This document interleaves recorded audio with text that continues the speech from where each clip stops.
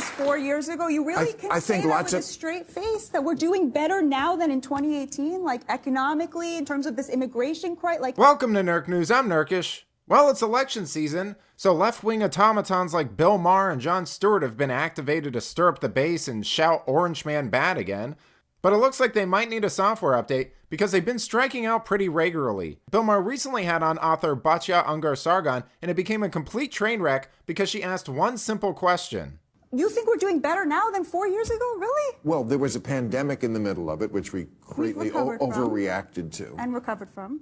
And recovered from. Well, who did that? Just saying, do you think the country is better off now than it was 4 years ago? I think there were these two crises. I think there was... Surprising. Do you? Two major economic crises in this century. One was the meltdown in 2008. Obama came in, no drama Obama. People like Mitt Romney said, let the auto industry die. Didn't. The country didn't go into a depression, and it could have with the wrong president. I also think the wrong president, we came back better for the pandemic than any other big boy country in the world. So yes, I do think it matters who the president is. I'm just saying. It's funny how liberals like Bill Maher will shift to talking points like this. You know, they'll celebrate economic indicators that they think make them look good, like highs in the stock market or the S&P 500. Then, in the next breath, they'll browbeat regular Americans for not giving them enough credit and complaining about housing and food costs. But we already know that the pandemic was the largest transfer of wealth to the asset class. Highs in the stock market don't mean anything in an era of out-of-control inflation and consumer debt. You know, these are similar to talking points that liberals used to use against conservatives whenever they would use these indicators, but suddenly they've become the end-all be-all to them, despite the fact that regular Americans are telling them over and over again things that are impacting their day-to-day lives. We're better off now than 4 years ago.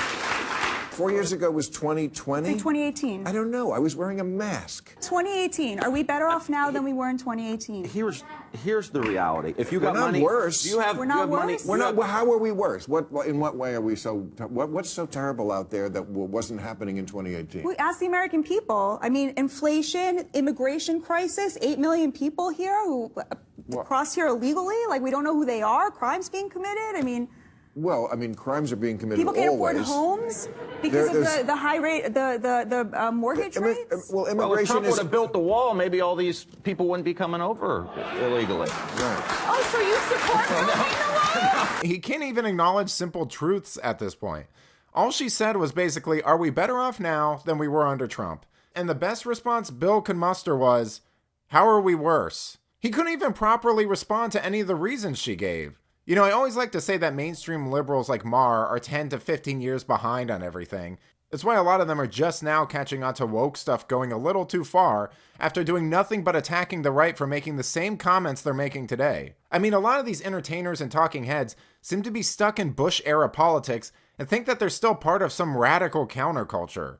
They don't know that they've become the status quo, and counterculture is basically having a family and going to church now. I mean, Batya even pointed this out. Trump's not the spooky boogeyman that they make him out to be. Most of his policies on social issues look a lot like liberal policies from 10 or 15 years ago.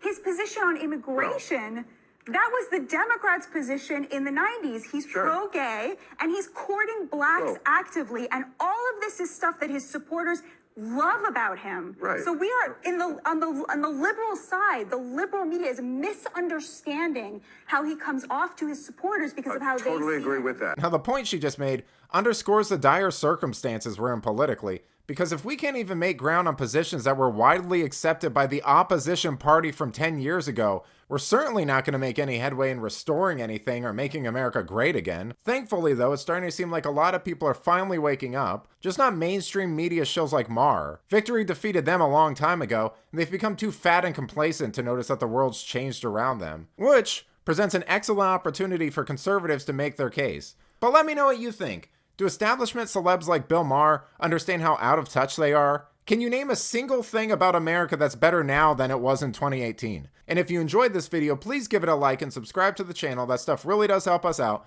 Until then, this has been Nerk News. Thanks for watching. Bye!